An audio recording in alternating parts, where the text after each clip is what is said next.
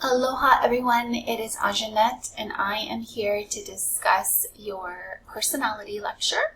It's going to be Module 5 Part B. We're going to dive into the psychoanalytic, psychodynamic, and analytic theories of personality, which effectively is Freud and then those that came after Freud but still held on to a solid basis of personality being determined by the unconscious and or childhood experiences. So let's dig in a little bit. After we're done, this will of course expand your understanding of the various personality theories, specifically the psychoanalytic theorists that come your way, and you can compare and contrast those to one another, as well as to the other theories you've learned so far and the theories that you have yet to learn. We're going to be drawing on our Allen textbook, so the balance of personality. You're going to focus on chapters 4 and 5 this week. All of them are very intricately related to one another, though. So let's dive in a little bit and talk about Freud's psychoanalytic perspective. We have already kind of touched a little bit on it, but let's dive in a little bit more and understand kind of what Freud is saying about personality. The center of Freud's personality theory really stems from the unconscious. So he was the first to come up with this notion of an unconscious. So looking at kind of the psyche, right? Not just the brain, not just tangible things that you could observe, but the power of the unconscious, which was something that was not observable, not something that could be studied scientifically, which some argue is a significant flaw in his theory.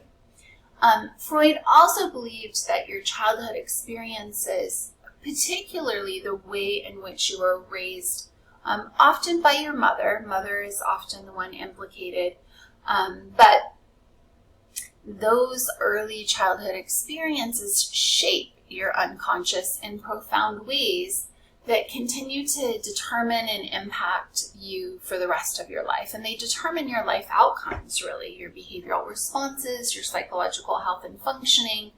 And we'll talk about different pathological personalities that might emerge as a result of dysfunctional childhood experiences and or parenting that didn't really meet your developmental needs growing up. So all of the psychoanalytic perspective comes from Freud. It was adapted and modified because remember, Freud's theory had a lot of sexual undertones that were a bit uncomfortable for the theorists that studied with him or followed his work. And so they presented a psychodynamic version of his theories, which effectively adapted his theories to move away from the the sexual elements, but continue to rely heavily on the notion of the unconscious and the importance of early childhood experiences. That being said, in addition to Freud's psychosexual theory of development and his personality theory with the different structures of personality, and his theory of consciousness as it relates to the 3 different tiers of consciousness, Freud also created what's called psychotherapy. And particularly, he used psychoanalytic therapy. And this was therapy where the therapist would make attempts using different strategies to basically tap into your unconscious, to gain some insight into what unconscious barriers or traumas might you have, sewn into your psyche that you may not be aware of. So they use different tools to kind of bring it to your awareness. And then working with that psychoanalytic therapist, you can gain some conscious awareness of those traumas, understand how they might be impacting your thinking and your behavior and your personality. And then through that awareness, you experience what's called catharsis. It's effectively a release, right? Like imagine like this pressure building in a blister or, and then it's popped, and that release provides some sort of relief, some comfort. And that's when the healing can begin, right? And so that is kind of the notion of psychoanalytic therapy. In Freud's time, that would sometimes mean a lifetime of therapy. And Freud's perspective kind of led us to believe that you are broken and not necessarily capable of healing. We definitely know that awareness alone is not sufficient to promote healing and growth. So I'm aware I need to lose weight. I'm aware that I need to exercise. But until I actually take steps to do that, I'm still going to be at an unhealthy weight, right? And so awareness in and of itself is not sufficient to provide, yes, I might have some relief, I might understand maybe what contributes to some of my emotional eating, but that does not mean that that it's fixed, right? And so a lot of the research for psychoanalytic therapy does not support that perspective, and you find that many insurance companies will only pay for like cognitive behavioral therapy that does have some established empirical research that shows its effectiveness and its timeliness in treating particular conditions.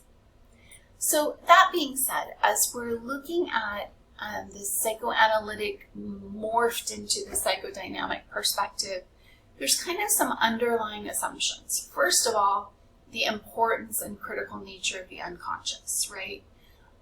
Recognition that things happen within our lifetime and experiences that are processed by our mind unconsciously.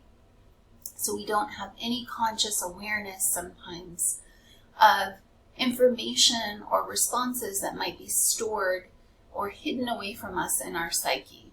And so these mental activities such as memories, motives, feelings, are not, we're not consciously aware of them. And so through psychotherapy, they can help you gain some awareness. They also emphasize the importance of those early childhood experiences, particularly within the first 5 to 6 years of life, are fundamental to determining your psychological development. We'll go over that psychosexual theory of development again, but those early childhood experiences are shaping your personality.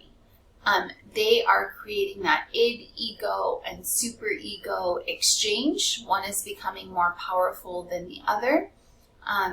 They're also shaping whether or not your needs are being met in a healthy, balanced way, and whether you may become fixated in a pathological way.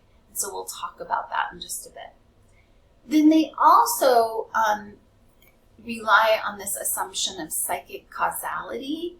So effectively, things don't happen by accident, by chance, that there isn't a random thought or feeling.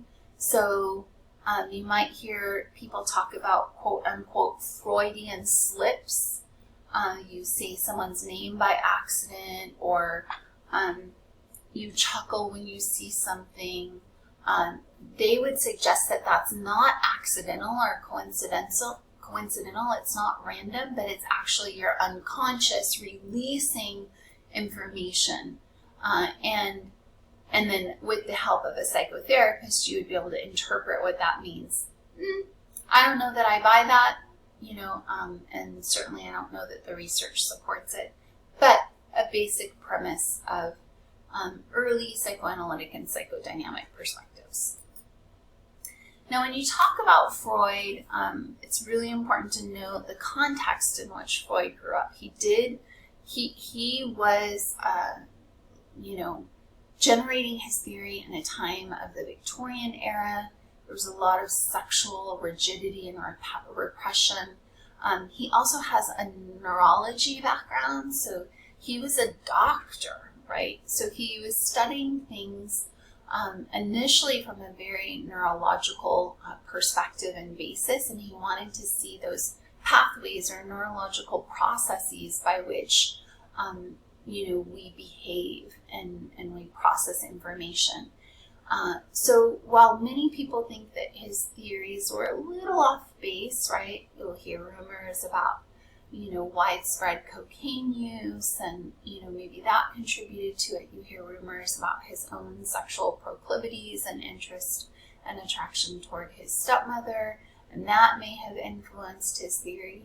But regardless of whether you like him or you don't like him, regardless of whether you like his theories or not, he certainly was a pioneer. So he is not one of my favorite theorists. However, I do really appreciate the ground that he broke in our field. Psychotherapy came from him. You don't have to practice it from a psychoanalytic perspective, but we know that it has tremendous value in supporting mental health and well-being. And some of our theorists that we'll study later on align more with some of my views and perspectives, but he was instrumental and critical to the growth of our field, even if he was controversial.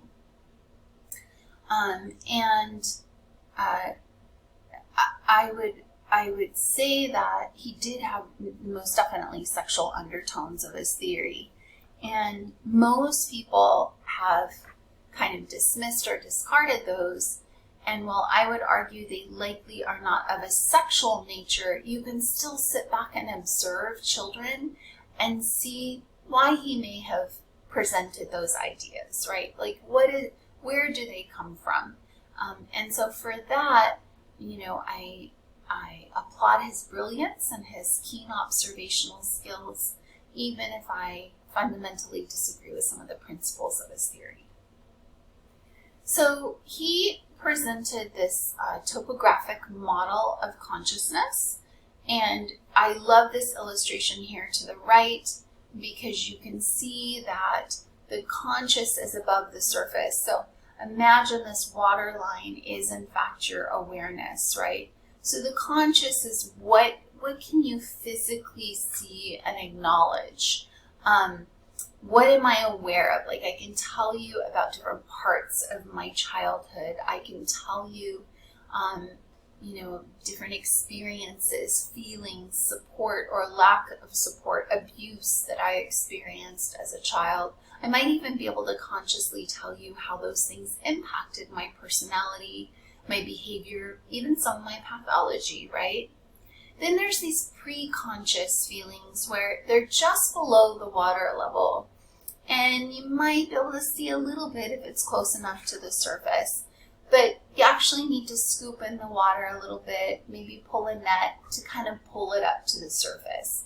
Like, maybe you're grouchy and irritable, and you're not really thinking about it. You're just being, emotional and in your emotions in that moment and reacting.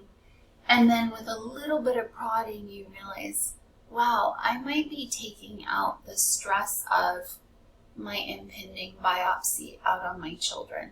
Maybe I'm cranky because I'm really stressed about those biopsy results. I'm really not angry with them, but I'm kind of projecting it onto them. And so that would be something in the pre-conscious where my kids might say, Mom, are you okay? You're a little more moody. Do you think maybe the stress of your biopsy is impacting you? That kind of thing. And then deeper into the abyss, which requires more skill, more training, again from the Freudian perspective, is where we hide those things in our unconscious. Typically, they're hidden away into that abyss where even with a little bit of prompting, we can't pull them up. But they're hidden away because the process of hiding it away is protecting us, right? Somehow they might be dangerous to our psyche and our psychological health and functioning. And so if they do come up to the surface, that might cause anxiety, trauma, pain, or maybe their sexual impulses, and so that would cause societal shame and social rejection. Maybe they're aggressive impulses that don't align with our social rules, and so we're repressing those, we're bearing those down. Sometimes it can be deliberate. such as with denial, and sometimes it can be absolutely automatic and unconscious, as is the case with many of the other defense mechanisms, which we'll talk about. So, moving on,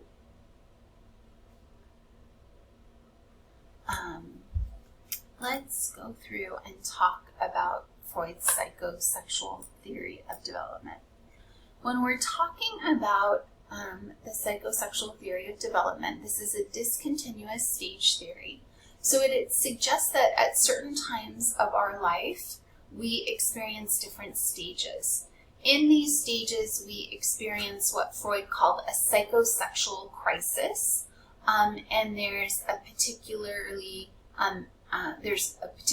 powerful sexual urge that needs to be met, or an erogenous zone that is the focal point of each of these stages. And so it's important that our needs are met within these stages that are centered around these erogenous zones, and the name in fact corresponds to the erogenous zone. And so these activities explain kind of why these zones or why these particular stages might be so pressing at that particular period of life. So for the oral stage, this is in infancy, right, from birth to about 1.5 or so, just under 2. And it's all about the mouth. Babies stick everything in the mouth, right? They chew, they bite, they suck. Everything goes to the mouth, and kind of they use their oral sensory experiences to gain an understanding of the world.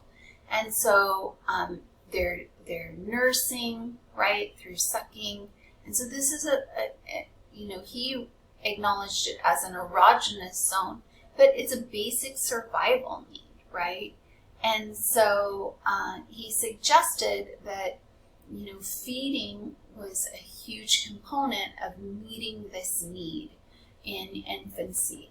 And if your parenting was such that, maybe they let you cry, and so your oral needs weren't met, or maybe they overindulged you and stuck a bottle in your mouth or a boob in your mouth every time you cried, and so your needs were overly met. You weren't able to find that balance, right? That balance that builds a really strong, healthy ego. And so you may develop a fixation, and we'll talk about some of those fixations. You can be orally fixated, and so we'll go over some fixation personalities in just a bit. In toddlerhood, your erogenous zone moves on to the anus, and this becomes the anal stage. And really, potty training is a major accomplishment and focal point in the toddlerhood years. And so it also corresponds with a sense of autonomy, I'm recognizing my own body, I'm recognizing my own bodily functions, and I'm gaining conscious control over those bodily functions and communicating what bodily needs I have. And then I'm gaining a sense of autonomy to be able to tend to my own bathroom needs in toddlerhood and into early childhood. And again, you can have responsive parenting that empowers you, motivates you, inspires you, and constructively guides you through that potty training process.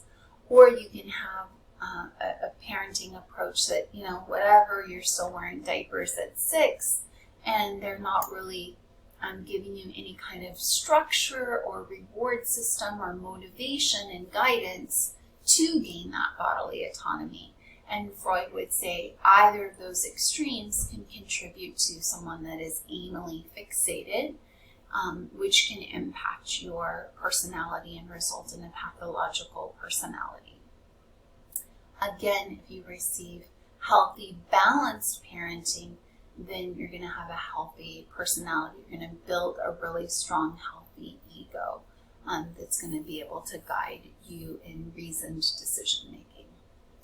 The phallic stage, Freud suggested, is phallic, representing like when something's phallic, it like looks like a penis. And so this is focused on genital erogenous zones. So this is when children kind of discover their genitals, and this is in early childhood.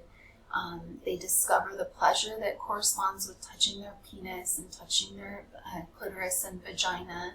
They may engage in masturbation, not to the point of orgasm, but they recognize that it's a pleasurable sensation. And so it's not uncommon that in early childhood, you'll see them with their hands in their pants. Sometimes you see them curiously investigating each other's genitals, right? And so again, you can find a healthy, balanced, empowering approach to teaching them about their bodies and teaching them what that pleasure means. Or you can incorporate shame and potentially disturb that balance and contribute to fixations. Now, Freud during this stage said that boys and girls experience what's called the Electra complex, and boys experience what's called the Oedipus complex. So boys become kind of sexually attracted to their mothers. They see their father's competition to having that relationship with their mother, and so they develop a contentious relationship with their dad. Some would even say they want to kind of kill their dad and move him out of the way so they can have that relationship with mom. And this might explain the father-son conflict and tension that continues to mount throughout childhood. And then the opposite is true for little girls, where they're in love with their dads and mom is competition, and they have more of a contentious relationship with mom, and that's the Electra complex. And again, if there's not healthy, balanced parenting, responsive parenting, it can lead to fixated personalities where you have an Oedipus fixation or an Electra fixation. The latent phase is in middle childhood, so school-age years. Freud suggested that this is kind of a dormant stage. There isn't any prominent erogenous zone or psychosexual urge or desire. And in fact, that's not the case. That's actually about the age range where we start to experience sexual attraction and desire, romantic attraction and desire toward others. And that's about the time we start to experience or become aware of our own sexual orientation as well. Then in the genital phase, this is now recentering around genitals, because this is when puberty happens in the teen years and throughout adulthood, and we start to develop our own sexual identities. We start to actually engage in sexual relationships. And Freud would suggest that we start to develop mature, healthy sexual relationships, or we can have a fixated sexual outcome, and that might, impact. His theory was kind of sexist. It was very heteronormative and homophobic. So he really didn't address same-sex relationships in a healthy, adaptive way. He treated them more as a pathology, unfortunately. So again, a little bit outdated. You can kind of see like this phallic stage in the Oedipus complex and the Electra complex are really hard for people. But I will tell you this: like my son was very attached to his older sister. Alexis was about 9 when he was born, and as he grew up, she kind of was my co-parent more so than their dad. She's the one that was there with me, bathing him and getting him dressed and running errands with us, and so she was very close to the babies. And I remember that right about this time, I don't know, he must have been about 4 or 5. Cole hated Justin Bieber, hated him with a passion. Like he'd become enraged. he asked for a Justin Bieber poster for Christmas. And I was like, dude, you don't even like him. What do you want a Justin Bieber poster for? So he could throw darts at it, he said. He hated Justin Bieber. And when I think about it, I was like, why? Because she loved him. His older sister loved Justin Bieber. And so for him, that's like as close to the Oedipus complex as I can come up with. She, Justin Bieber was the object of her desire and affection. And so he was jealous. He was jealous of Justin Bieber. And that was kind of an example of the Oedipus complex. Not nearly as sexual as the theory might suggest, right? Much more innocent than the theory would suggest, but certainly I can relate to maybe behaviors and patterns that Freud may have observed to inform the theory that he came up with. So brilliant, but still a little twisted. So a fixation is when you don't have that healthy balance. Your needs aren't being met. You're not getting that healthy, balanced guidance in these areas. And so consequently, it impairs your development. And Freud would say it actually breaks your development. It doesn't just impair it, it breaks it. If you become fixated in the oral stage, you can't resolve the anal stage in a healthy way, or the genitals, or the phallic, or the genital stage. And so he suggested that you can kind of be fixated, or I call it fucked, like for the rest of your life.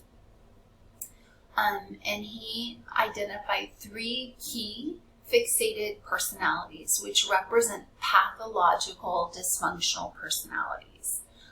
Oral fixation, where you can be overly dependent. Now, you can also have the opposite, where you can be overly controlling, and he would call that an anal fixation. And then he would also suggest that in Oedipal fixation, now you're aggressive and competitive because you continue to have that early childhood competitive experience toward your opposite sex, or toward your same-sex parent that was competing with you for the affections of your opposite sex parent. And so, people do talk about oral fixation, someone that's very needy, clingy, dependent. I have a niece that continued to suck her thumb well into adulthood. You might hear someone described as anal because they're so controlling and so demanding and so rigid, and it can put a lot of stress and pressure on you and others around them and themselves, right? And then the Oedipal fixation, where they become so aggressive and so competitive that it undermines their relationships. Now, although a lot of people discredit, the sexual undertones of the psychosexual theory of development, Freud's theory is actually commonly used and drawn on for sex therapy.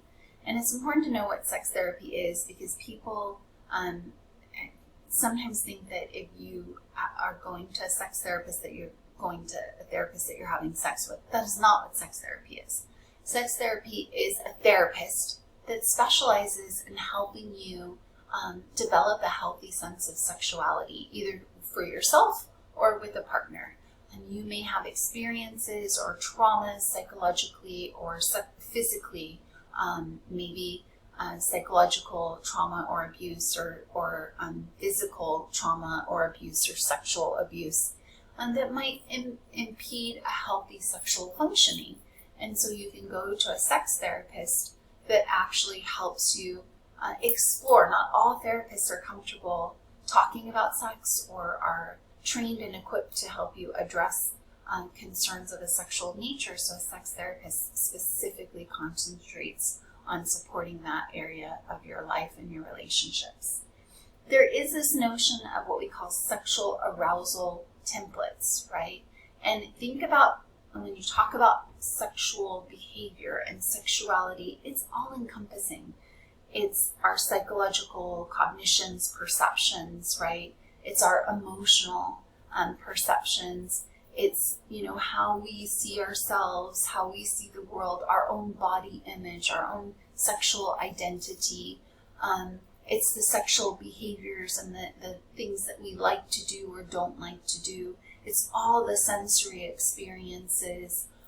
It's our fantasies and our ability to kind of visualize, and it's sexual stimuli that might arouse us. So all these things feed into a template, and you might have things that are arousing to you that aren't necessarily arousing to me, or you may be aroused in a different way than I'm aroused, or you may have different thoughts or interests or perception of particular behaviors or stimuli than I do, right? And all of these things collectively influence our own ability to enjoy our sexual selves, either individually or in partnership with one or more sex partners. And so a sex therapist may try to understand kind of what's informing your templates, and then you can collectively determine whether those are healthy for you, whether those are fulfilling for you, or whether those are barriers for you. And then they can use cognitive behavioral strategies to help create or modify templates in a way that supports a healthy, functional, adaptive sexuality moving forward. Now, the structural part of Freud's theory, again, talks about those elements of our personality, the id, which is largely our primitive, primal instincts. So our impulsive personality, I'm hungry and I want sex and I want think about those drives and my desire for thirst. All of those things are kind of like, I want it now. And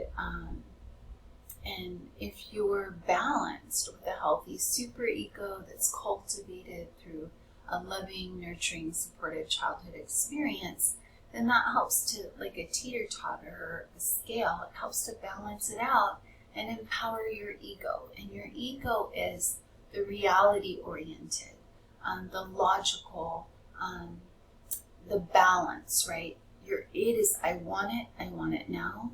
Your super ego is your conscience, that's like the devil and the angel that balance one another through that ego. The ego is kind of like the teeter-totter, the bar that goes across. It helps to balance those two and find what's in between. I want that chocolate cake.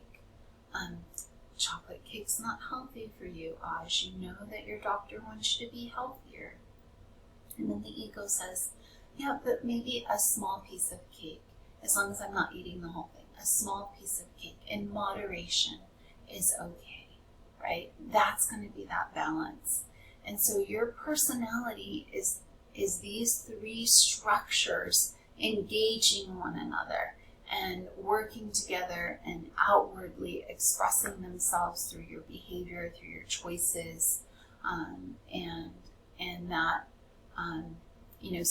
for some, the id is really powerful and they're very impulsive and they go and they do them. And the superego might be very controlling for some and very large, and so they're much more rigid, judgmental of themselves and others. But for healthy development, we want that ego to be the larger of the two and to be able to balance and offset both those primal urges and those overly stifling urges as well, or tendencies as well. Now, Freud's theory also suggested that because our psyche is fragile, that we develop these defense mechanisms, and they're unconscious coping mechanisms to protect us from psychologically harmful or anxiety-producing knowledge or situations that might, impede our functioning. So instead, our unconscious uses these strategies to protect us, right? And unfortunately, they might protect you in the short term, but because they're distorting reality and keeping you from actually addressing true problems and issues, they're actually not healthy. They're dysfunctional. And Freud presented the idea of defense mechanisms, and he presented the idea of repression, suggesting, if I go back, repression is where we kind of push something down from our conscious to the deep abyss of the unconscious. It's repressed, like a repressed memory, right? It's completely out of our conscious awareness, and it can only be accessed through psychoanalytic therapy, dream analysis, and something of that nature.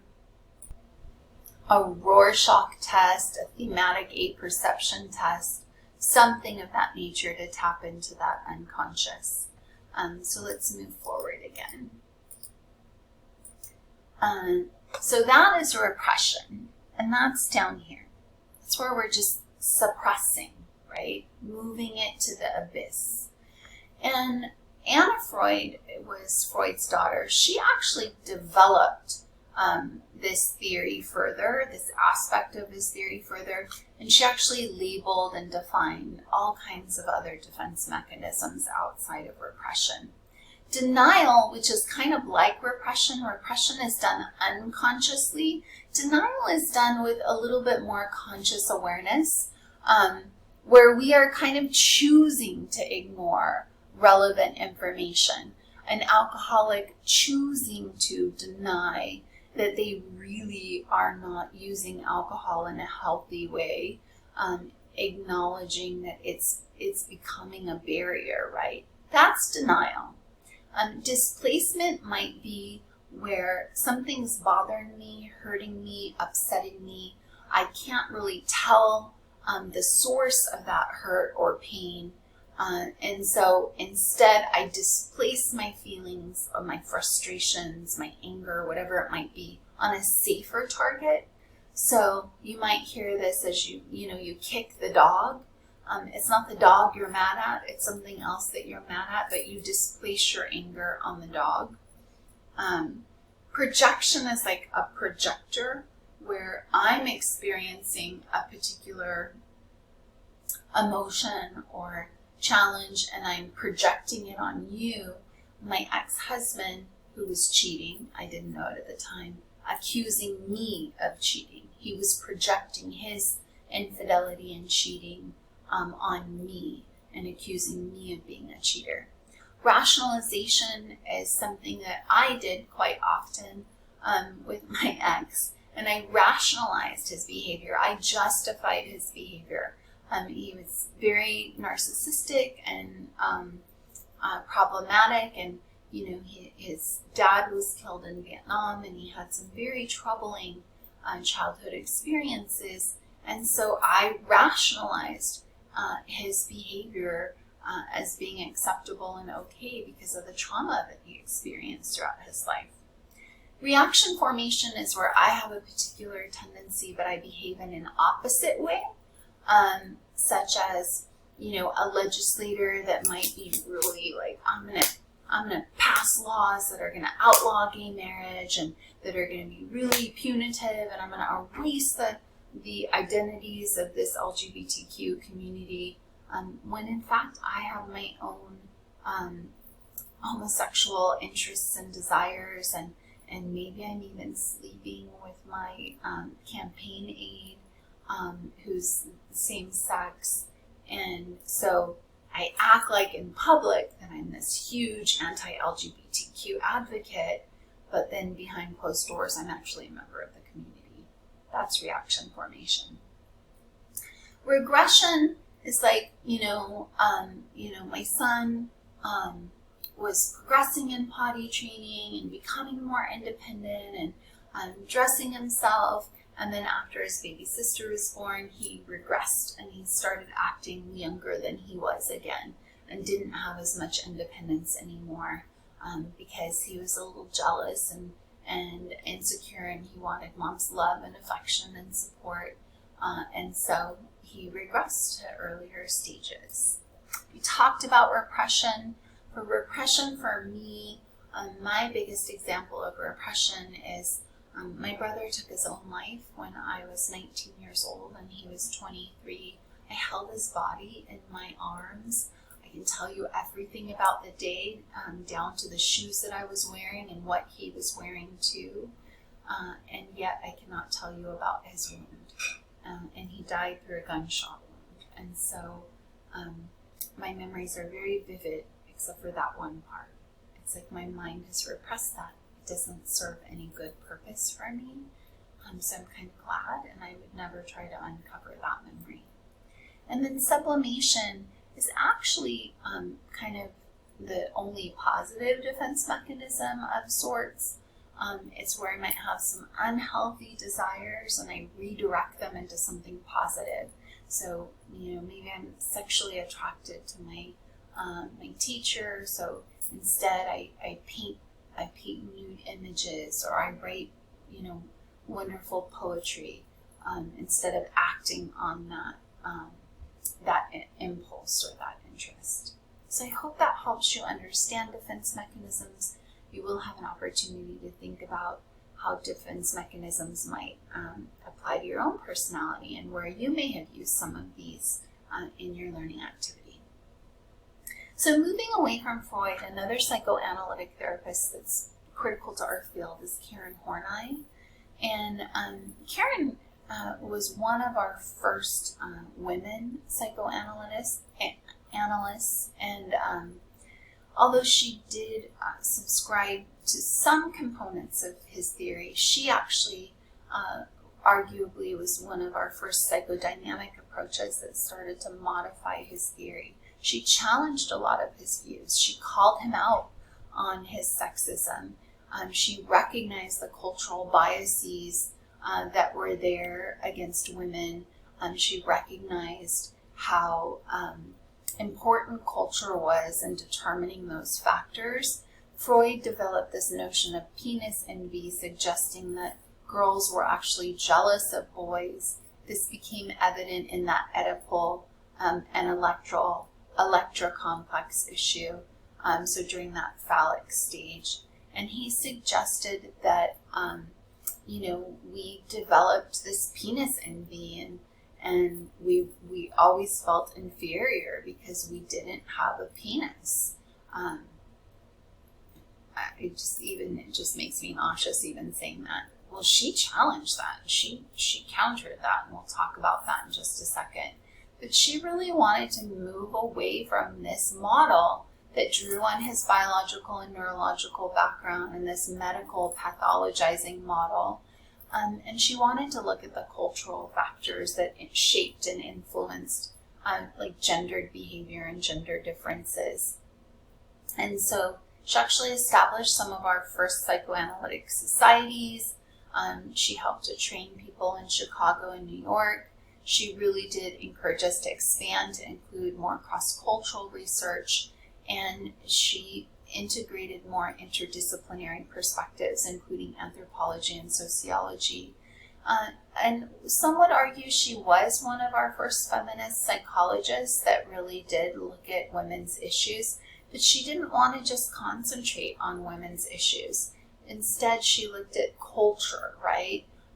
And consequently, her focus extended well beyond just gendered issues.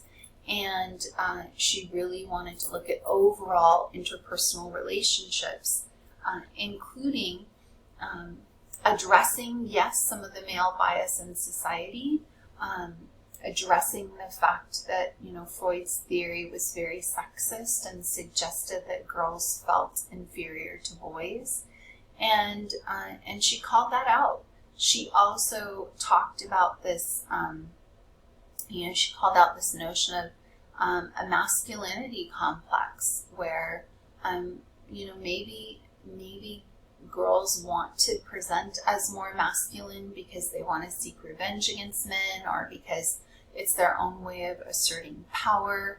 And so, they want to reject the feminine traits that are perceived as inferior in society. And so those were due to the patriarchal culture of the society in which they lived. And so definitely influenced by social and cultural factors. She also suggested that men have a womb envy, that girls don't just grow up with penis envy, but men have, well, I think she rejected penis envy, really. She said, no, the superior trait is really being able to grow a life inside of our womb and to birth a child. And so men don't have that ability. They are not the givers of life, which is why they have to depreciate us, which is why they have to devalue us, which is why they try to control us, because we, in fact, are the givers of life. And so they overcompensate in their controlling patriarchal way as a result of their inferiority. Interesting theory. She also suggested that society as a whole places too much value on love, relationships. Remember, this is a time when kind of your value is, could you get a husband or not? And she suggested that that's not, we don't need to be partnered like that. That love isn't the sole driving force in our life. And that, again, that's a product of a very patriarchal society imposing that on us. And, we're so afraid of breaking those norms and being rejected as an old maid that's why we cave to those pressures and we align with those models and expectations. But that incessant pressure for love and relationships and marriage might also contribute to that rivalry and competition that might emerge between men and women.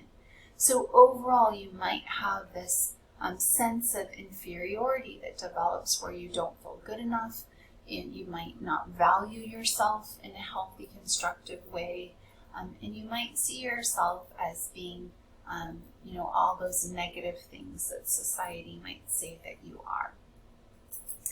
And so she suggested that these things impact our interpersonal relationships. You can become neurotic, where you have this emotional instability, and the U.S. Society might produce a situation where you're either kind of, challenging these assumptions and these stereotypes and these pressures.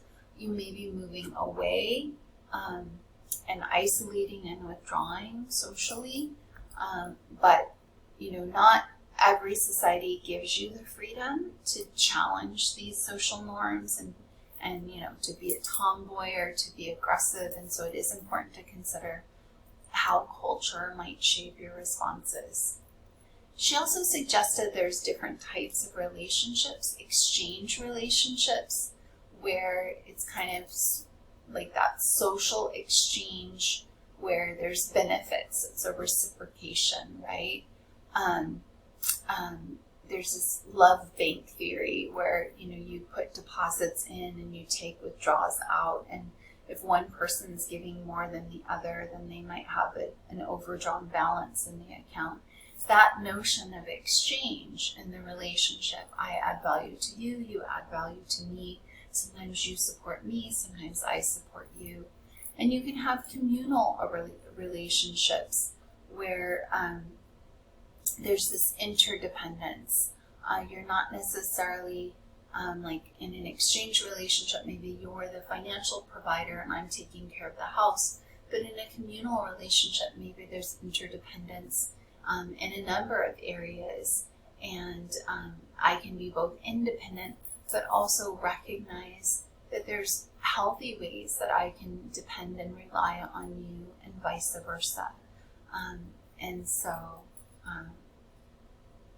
you do tend to find a lot of communities of color can rely more on those communal relationships.